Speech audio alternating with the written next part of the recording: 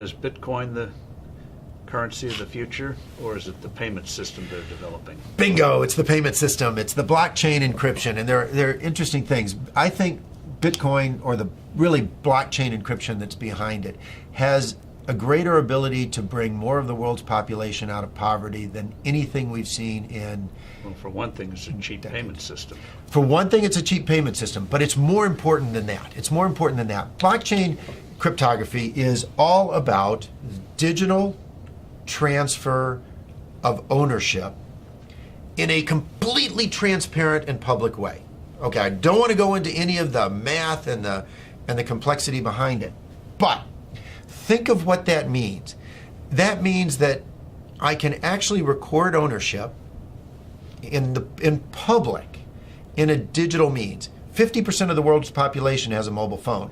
I read an estimate this month that in 2020, 90% of the world's population will have mobile phones. That's probably a high estimate, but that's okay. Now, $35 smartphones. But we're throwing them away, and they can ship them off to emerging markets. But what's powerful about this, now think about Hernando de Soto. Yes. Okay, the Institute for Liberty and Democracy in Peru. I really think Hernando de Soto should win the Nobel Prize for the work he's done. I hope he does.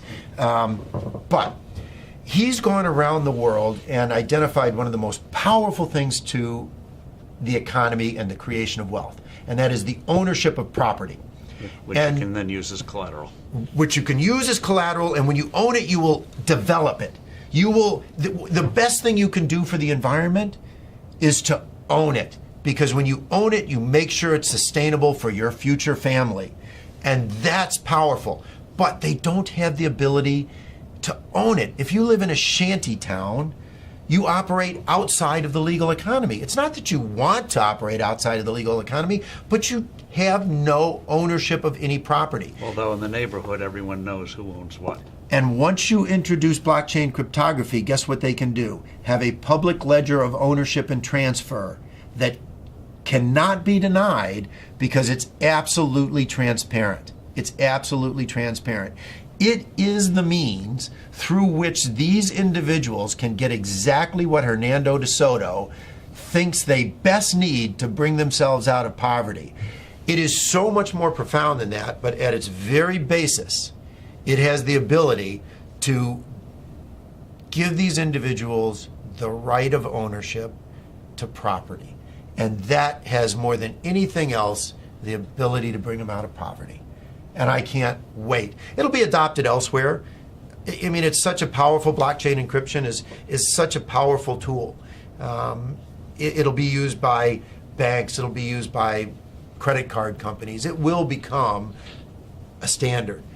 But what's more interesting is what it can do to poverty around the world, to eliminate poverty. But also, what does that mean, that technology mean for credit card companies and the whole payment system?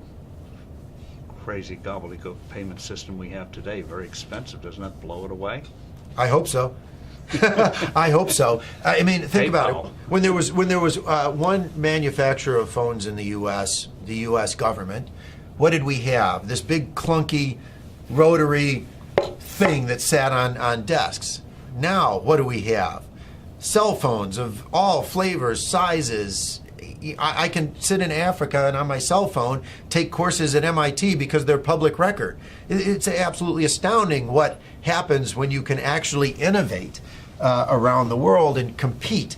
And what is happening is blockchain cryptography, forget Bitcoin, creates a competitive technology, a competitive innovation that these credit card companies will have to adopt. The ones that adopt it first will bring their cost base down. And importantly, if you think about a retail store, and I have this with my kids are off in college and they go to a retail store, they use their credit card. And the credit card company costs the retailer $3 to $6. Right, because they reject well, first the fee is high, and then they reject the transaction. Because why is this card suddenly showing up in some city, some place where I don't live? So it gets cut off. Well, with blockchain cryptography, the buyer and the seller automatically trust each other over an untrusted network. That's what's so powerful about it. A blockchain-based transaction is verified within 10 minutes. It's not verified within 10 minutes for a credit card, which is why 5 to 10% of all transactions are rejected on the spot. It's not verified until often days later. Even a check is not verified for days. And that is completely taken out of the system. So on day one, the retailer's sales go up because they don't have to reject the transaction and they save on the fees. It doesn't really get much better than that if you're looking for a disruptive innovation in any single industry. It's wonderful.